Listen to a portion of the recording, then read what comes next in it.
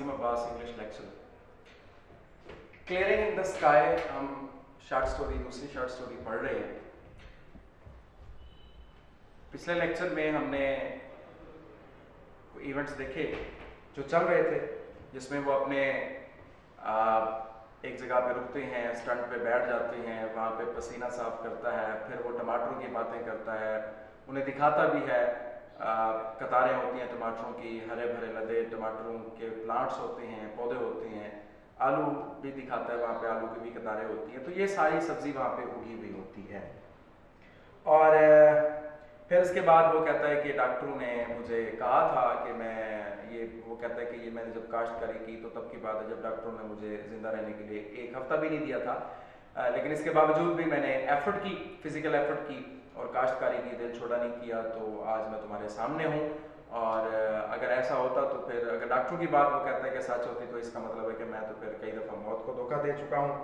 फिर इसके बाद वो कहता है कि पास की बात कि कुछ चीज़ें ऐसी होती हैं जब आप उन्हें देखते हैं तो वो आपको माजी की तरफ ले जाती हैं, और ख़ास तौर पे जब आप बड़ी एज के हो जाते हैं, बड़ी उम्र के हो जाते हैं, 70 साल की उम्र से ऊपर की तरफ निकल जाते हैं। जैसा कि वो कहता है कि मैं अब 70 साल से ऊपर हो गया हूँ, और इतना ही इजाज़त देती है एक इल्हामी किताब बाइबल जिंदा रहने के लिए इंसान को इस ज़मीन पर। तो जब इंसान 70 साल से ऊपर निकल जाता है तो उसे माजी की चीज़ें याद आती हैं। फिर उसके बाद एक्सक्यूज मी, वो कहता है कि हमने इसी ज़मीन से बहुत ज़्यादा गला काश्त किया है। अगर हम कंपैरेटिवली बाकी ज़मीन को देखें, दूसरी ज़मीन को, तो वहाँ से ज़्यादा हमने यहाँ से काश्त किया है, चीज़ें हमने ज़्यादा उगाई हैं। तो यहाँ तक हम बात कर रहे थे। ग्रामर के कुछ पॉइंट्स भी हमने साथ डिस्कस किए, कुछ डजन, स्कोर, 1000, 100, मिलियन के बारे में भी मैंने बताया कि अगर इनसे अगर आप पीछे 2, 3, 4, 5, 6, 7 कंटिन्यू जहाँ तक जाते हैं चले जाएं, मगर इनके साथ एस का इजाफा नहीं होगा। फिर हमने एक इन्वर्जन एक और भी आई है, इन्वर्जन का एक और सेंटेंस आया है जिसमें अबव एक लफ्ज़ था, यानी एडवर्ब्स स्टार्ट में आया था फिक्र के, फिर इन्वर्जन हो गई थी और सब्जेक्ट पीछे चला गया था। तो ये साथ साथ होती रहेंगी बातें ग्रामर के हवाले से। चलते हैं अगले जो बाकी सेगमेंट हमारा बचा हुआ है, पोर्शन बचा हुआ है ट्रांसलेशन का, उसको करते हैं। देखें जी कहाँ पे हमने रोका था। हाँ ये है जी, मैं पढ़ता हूँ, देखिएगा। I looked at the vast mountain slope. I looked, मैंने देखा, at the vast mountain slope, वसी पहाड़ी ढलवान को, बिलो नीचे, where my mother and father had farmed, जहाँ पर मेरी माँ और मेरे बाप ने काश्तकारी की थी। And I could remember years later, फिर पैरेंथेसिस है, अगर ना भी लिखें तो मसला नहीं है ग्रामर के हवाले से। I could remember years later, और साल बाद मैं याद कर सकता था, when they farmed this land, कि कब उन्होंने ये जमीन काश्त की थी। It was on this steep slope, ये इसी अमूदी ढलवान की ही बात है, ये वही अमूदी ढलवान थी, that my father once made me a little wooden plough, जहाँ पर मेरे बाप ने मुझे एक छोटा लकड़ी का प्लो हल बना दिया था। That was when I was 6 years old, यानी that was it was the time when I was that was when I was 6 years old, ये तब की बात है जब मैं 6 साल का था। And they brought me to the field to thin corn, thin corn. अब ये जो कॉर्न होता है ये अनाज होता है। अब थिन कॉर्न, क्योंकि फसल छोटी थी, थिन कॉर्न, फसल छोटी थी और घनी होती है, जब छोटी फसल होती है घनी होती है तो उसकी छिदराई करते होते हैं। छिदराई समझते होंगे ना, कि ज़्यादा जब पौधे एक जगह पे इकट्ठे हों तो उनमें से चंद पौधे निकाल दिए जाते हैं ताकि पौधों को हवा और बाकी चीज़ें वो प्रॉपर मिले और वो अच्छे तरीके से ग्रो कर सकें। तो वो कहता ये है कि and they brought me to the field to thin corn, और मुझे वो ज़मीनों पर ले गए थे। कौन सी ज़मीनों पर? थिन कॉर्न वाली, यानी छोटी फसल थी, और उस छोटी फसल में मुझे ले गए थे जहाँ पर वो छिदराई किया करते थे, या छिदराई के लिए मुझे ले गया। I last my little plough in a furrow, furrow कहते हैं डिच, DITCH, डिच या चैनल, यानी क्यारी जिसे कहते हैं एक। आई लास्ट माई लिटिल प्लो, मेरा छोटा सा हल खो गया, इन ए फरो, एक क्यारी के अंदर। And I cried and cried.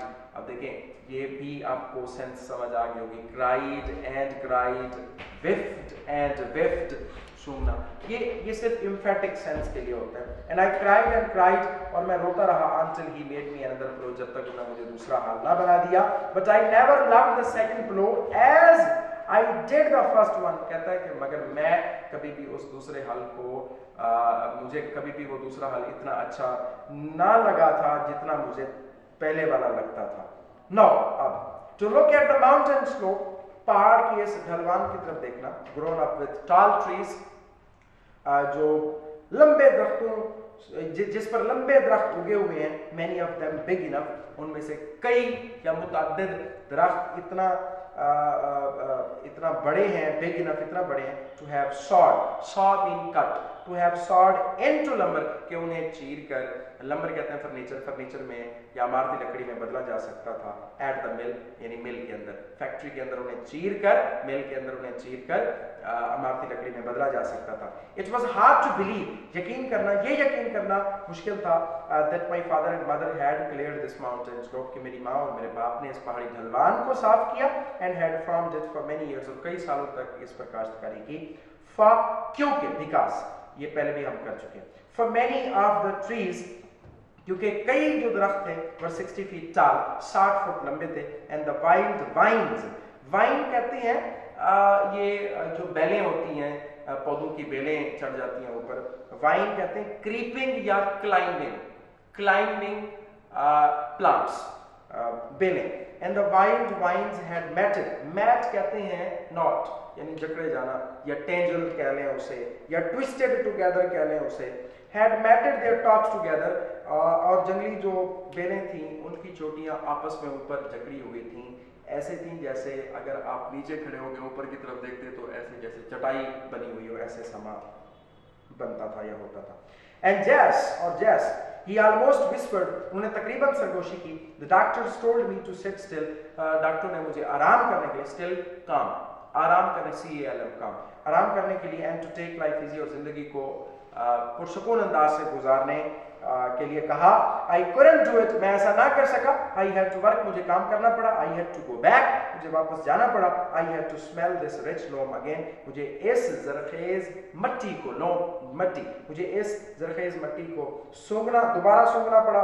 This land is not like the land, ये ज़मीन ऐसी ज़मीन नहीं, that I had to build to grow alfalfa, यानी ये ज़मीन उस ज़मीन जैसी नहीं है जिस ज़मीन को मुझे अल्फाल्फा उगाने के लिए, लूसन घास उगाने के लिए तैयार करना पड़ा। दिस इज रियल लैंड, ये असली, यानी रियल का मतलब इंपॉर्टेंट, ये बहुत अहम जमीन है, असल जमीन है। I have to come back, मुझे वापस आना पड़ा, एंड डिग इन इट, और इसमें हल चलाना पड़ा।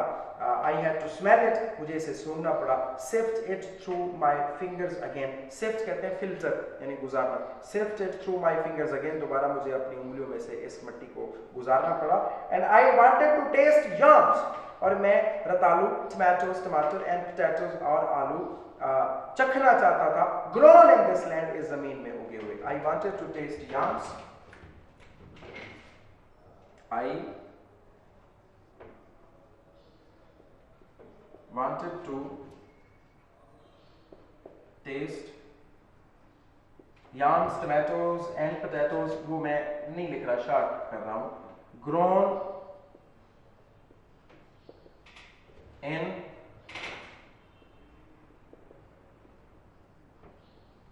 this land, grown in this land.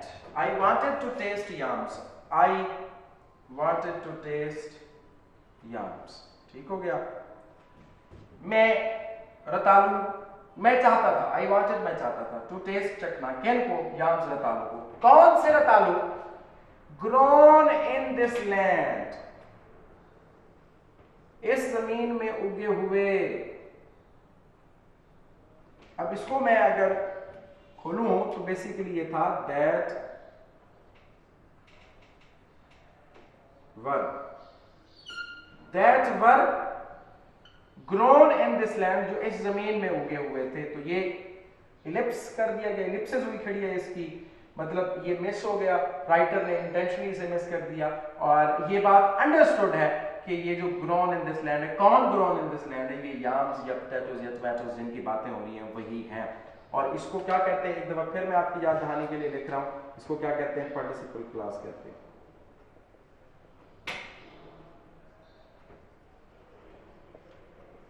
और चूंकि ये कौन सी फॉर्म है ग्रॉन, ये थर्ड फॉर्म है। कौन सी फॉर्म है, थर्ड फॉर्म है। अगर ये थर्ड फॉर्म है तो फिर ये कौन सा पार्टिसिपल होगा, पास्ट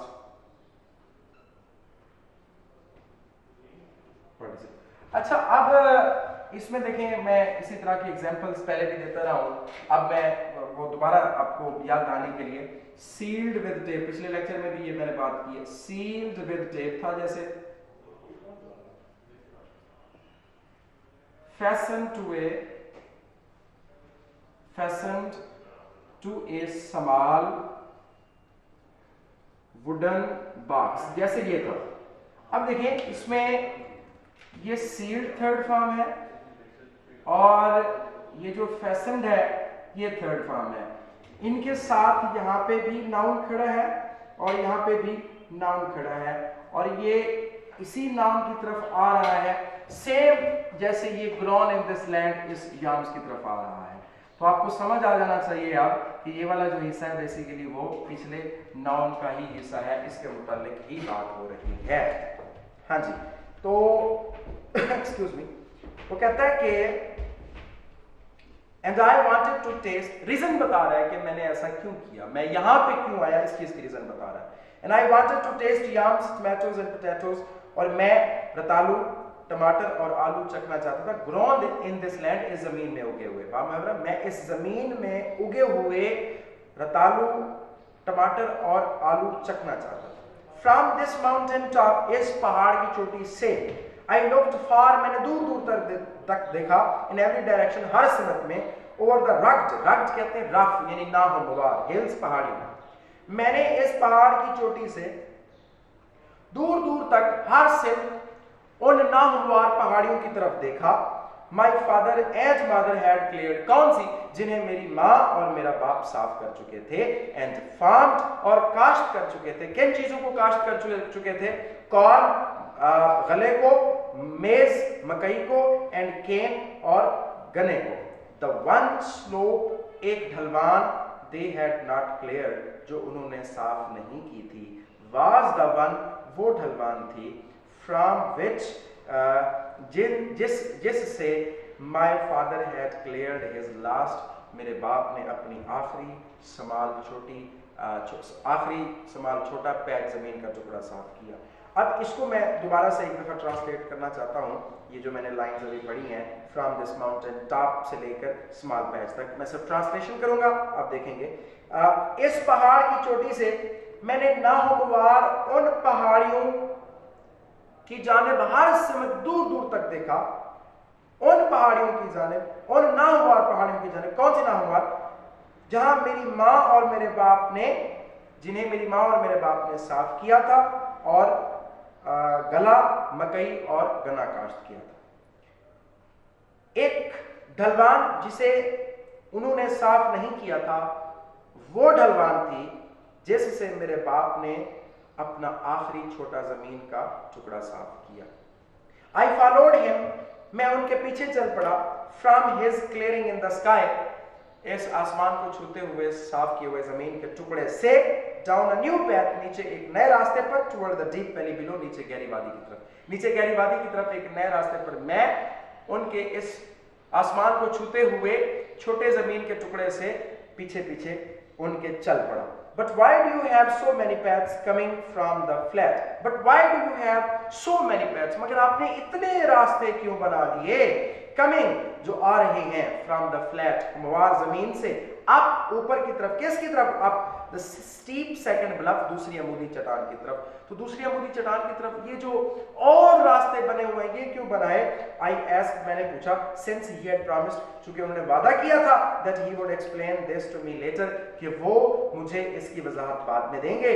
Oh yes, अरे हाँ, he said, उसने कहा, early last spring, गुज़िश्ता मौसम बहार के आगाज में, I couldn't climb straight up the steep path. I couldn't, मैं क्लाइम नहीं चढ़ सकता था, straight up the steep path, अमूदी रास्ते पर, बिल्कुल सीधा अमूदी रास्ते पर नहीं चढ़। वो कहता है कि गुज़िश्ता मौसम में बहार के आगाज में मैं अमूदी चट्टान पर बिल्कुल सीधा नहीं चढ़ सकता था।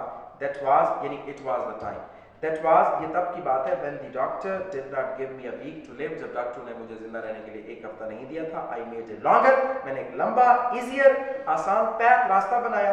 सो I would not have to do much climbing, ताकि मुझे ज्यादा चढ़ाई ना चढ़नी पड़े। देन फिर एज आई गॉट बेटर, जब मैं बेहतर हुआ, ही एक्सप्लेन, उन्होंने वजाहत की, आई मेड अनदर पाथ, मैंने एक और रास्ता बनाया। That was a little steeper, जो थोड़ा अमूदी था या कदरे अमूदी था।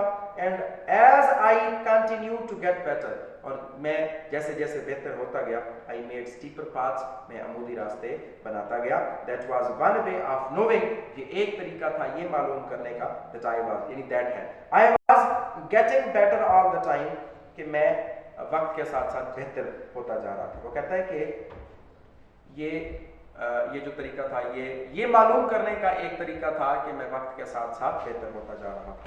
I followed him down the path, मैं नीचे रास्ते पर उनके पीछे हो लिया।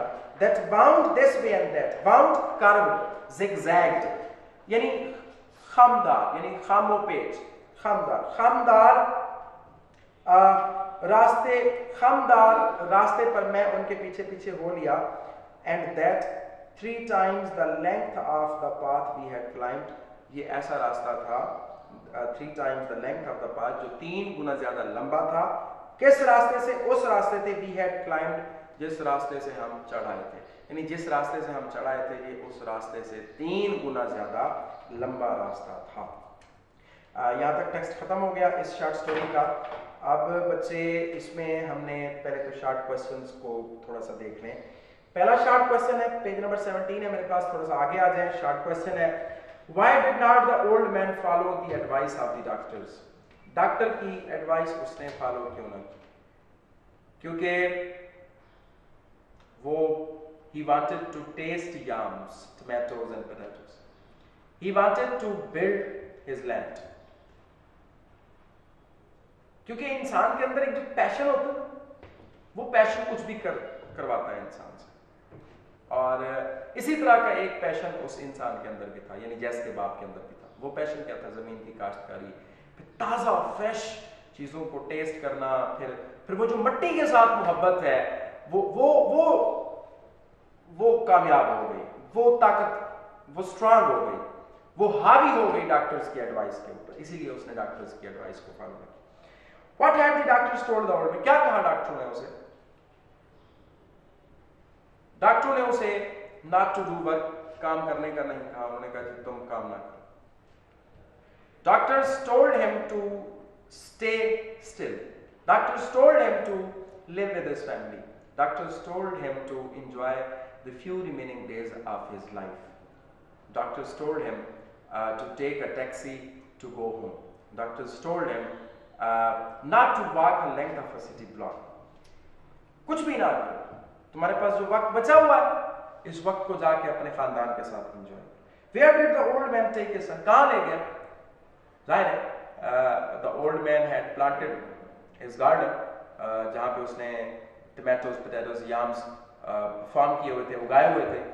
तो वो उसका जमीन का साफ किया हुआ टुकड़ा, जिसे वो बहुत पसंद करता था, उसके बिल्कुल दिल के करीब था, उस जगह को दिखाने के लिए, और ताकि वो दाद दे अपने बाप को कि आपने बहुत अच्छा काम किया है और ये कमाल की चीज़ें, इसीलिए वो अपने बेटे को लेकर उस पहाड़ की चोटी पर वो साफ किया हुआ छोटा ज़मीन का टुकड़ा दिखाने के लिए ले जाता है। Had the son ever been there before? Yes. उसका जो बचपन है वो सारा का सारा अपने वालिदैन के साथ गुजरा है, वहाँ पे उसने काश्तकारी भी की, सब कुछ किया, मगर जो पिछले 3 साल गुजरे हैं, इन 3 सालों में वो नहीं गया था। इससे पहले वो कई मरतबा वहाँ पे जा चुका। What were the names of the vegetables? पता है आप लोग, yams, potatoes, tomatoes, corn, maize, cane, इसकी हम बातें कर रहे हैं। इसके बाद why did the old man take the steep path? बिल्कुल अमूदी रास्ता क्यों उसने अपनाया, क्यों इख्तियार किया? अच्छा, बात यह कि ये डॉक्टर्स ने उसे कहा था कि तुम मर जाओगे, जल्दी चल नहीं सकोगे, और तुम्हारे यहाँ जितने दिन बचे हुए हैं तुम वो अपने ख़ानदान के साथ एंजॉय करो।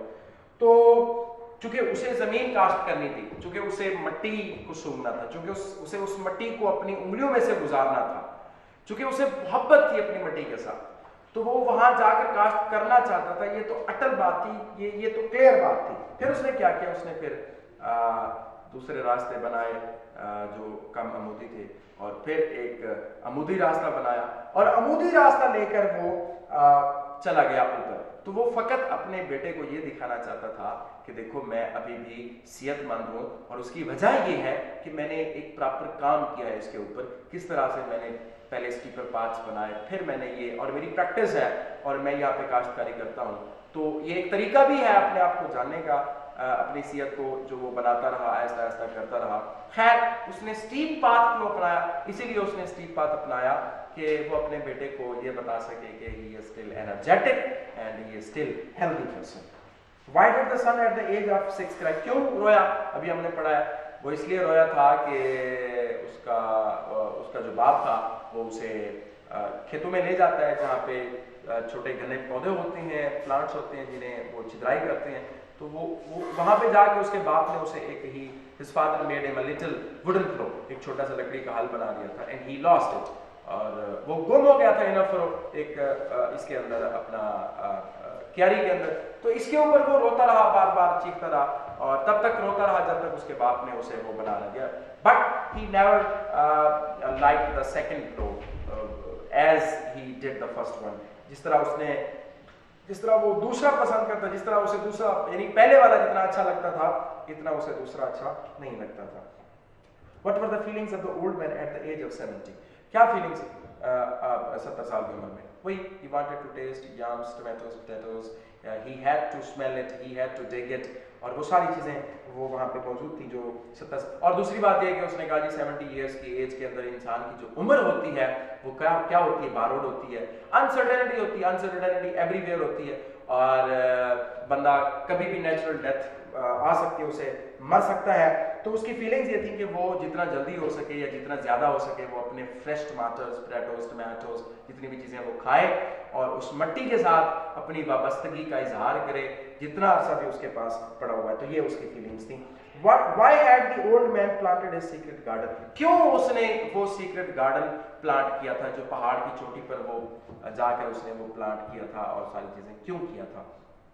इसकी वजह भी, रीज़न भी यही है क्योंकि उसे एक तो बाकी ज़मीनें भी उसने काश्त कर ली थी, देख ली थी, और उसे लगता था कि ये ऐसी ज़मीन है जो एक रियल ज़मीन है, और ये ऐसी ज़मीन है जिसे काश्त के काबिल बनाने के लिए तैयार नहीं करना पड़ेगा, बल्कि ये पहले से तैयारशुदा एक ज़मीन है, और वहाँ ये सारी चीज़ें बड़े अच्छे से बनेंगी, और अच्छा अनाज देंगी, और अच्छे तरीके से वहाँ पे काश्तकारी की जा सकती होती है।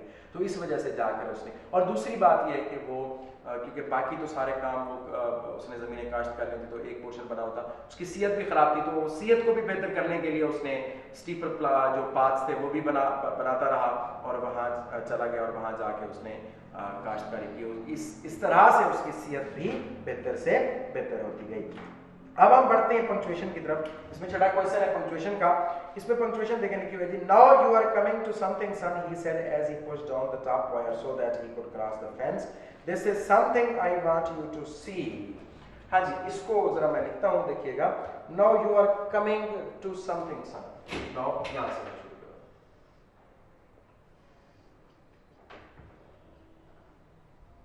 Now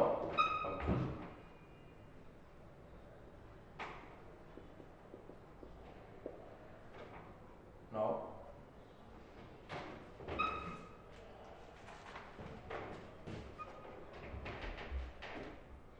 you are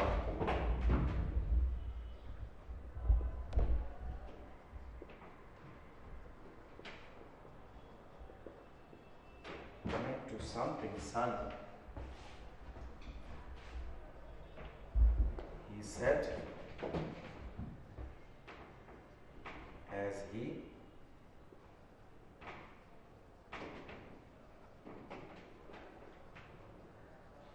pushed down the top wire so that he could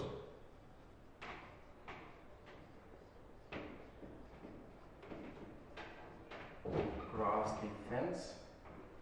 This is something I want you to see. हाँ जी बच्चे, सबसे पहला काम हमने जो पंक्चुएशन में करना होता है वो ये होता है कि रिपोर्टेड और रिपोर्टिंग इन दो को हमने अलग अलग करना होता है। आपको याद होगा मेरे पहले लेक्चर्स जो प्रीवियस लेक्चर्स हैं उनमें मैंने रिपोर्टिंग और रिपोर्टेड स्पीच के बारे में पंक्चुएशन करते हुए बात की थी। रिपोर्टेड स्पीच वो होती है जो रिपोर्ट की गई होती है, यानी डायलॉग होता है राइटर का, और जो रिपोर्टिंग स्पीच होती है वो राइटर डिस्क्राइब कर रहा होता है, राइटर की बात होती है। तो इसमें हम ढूंढेंगे कि रिपोर्टेड कौन सी है और रिपोर्टिंग कौन सी है। देखिए, now you are coming to something son, now you are coming to something son. अब ये डायलॉग है, ये कोई डायलॉग है, इसका मतलब है अगर ये डायलॉग है तो इसका मतलब है जी ये यहां से लेकर यहां तक ये रिपोर्टेड स्पीच है। ठीक हो गया जी, रिपोर्टेड स्पीच है। ही सेड, उसने कहा, अब लगता है ये कहानी लिखने वाला नरेट कर रहा है। ही सेड, उसने कहा, as he pushed down the top wire so that he could cross the fence. अब ये वाला जो हिस्सा है ये क्या लगता है, ये रिपोर्टिंग है। यहां तक ये वाला हिस्सा क्या लगता है, रिपोर्टिंग लगता है। ठीक हो गया। This is something I want you to see, ये फिर डायलॉग लगता है। अब ये अगर डायलॉग है तो फिर ये रिपोर्टेड स्पीच है। ठीक हो गया। अब पहले वो रिपोर्टेड स्पीच दे रहा है, तो रिपोर्टेड स्पीच अगर पहले होती है तो हम सबसे पहले क्या करते हैं बेटा, इन्वर्टेड कॉमास देते हैं। ठीक हो गया। अब पहला लेटर हमने क्या करना होगा, पहले लेटर को हमने कैपिटल करना होगा, एन। नाउ अब यहां आ जाते हैं, ये YOUR लिखा हुआ है, UR है बेसिकली, ये कंट्रैक्शन है, तो यहां पे ये कॉमा आएगा। जो चीज मिसिंग होती है, ए मिसिंग है तो ए की जगह पे काम आएगा। और फिर इस नाउ और UR से पहले, चूंकि नाउ एडवर्ब है तो टाइम एक्सप्रेशन होता है, तो टाइम एक्सप्रेशन अगर फिक्रे के स्टार्ट में आए तो फिर कॉमा आता होता है। नाउ अब फिर पास भी है, थोड़ा सा समझ भी आ रही है कि ये पास है। Now you are coming to something son, अब इस सन को मुखातिब कर रहा है, तो मुखातिब करने के लिए क्या आना चाहिए, क्यों, क्योंकि ये वोकेटिव नाउन है। ये आपको याद होगा मैंने ये समझाया था कि जब वोकेटिव नाउन आता होता है तो फिर क्या करता होता है, वो कॉमा लगाता होता है फिर आखिर में। ठीक हो गया। अब ये सन तक यहाँ पे ये चूंकि आगे रिपोर्टिंग शुरू हो रही है तो यहाँ कॉमा आएगा और यहाँ पे इन्वर्टेड कॉमास बंद हो जाएगा। पहला हिस्सा कंप्लीट हो गया। फिर आता है जी रिपोर्टिंग स्पीच आती है। तो रिपोर्टिंग स्पीच का जो ये प्रोनाउन है ही, चूंकि ये नेम नहीं है, अगर नेम होता तो फिर हम ये कैपिटल देते हैं, लेकिन ये नेम नहीं है और आई नहीं है, तो इसलिए हम इसे स्मॉल ही रखेंगे। He said as he pushed down the top wire so that he could cross the fence. अब यहाँ पे ये बात खत्म हो रही है, ये बात कंप्लीट हो गई है, ये डायलॉग खत्म हो गया है और ये बात पूरी कंप्लीट हो गई, तो फिर यहाँ पे हम क्या लगाएंगे, फुल स्टॉप लगाएंगे। ठीक हो गया, यहाँ तक समझ आ गई। अब this is something I want you to see. अब ये देखें, यहाँ से एक नया डायलॉग शुरू हो रहा है। तो ये रिपोर्टेड है तो पहले इन्वर्टेड कॉमा देंगे, और ये जो टी छोटा है, छोटे की जगह पे हम क्या करेंगे, कैपिटल देंगे। This is something that I want you to see. That यहाँ पे मिसिंग है, अंडरस्टूड है।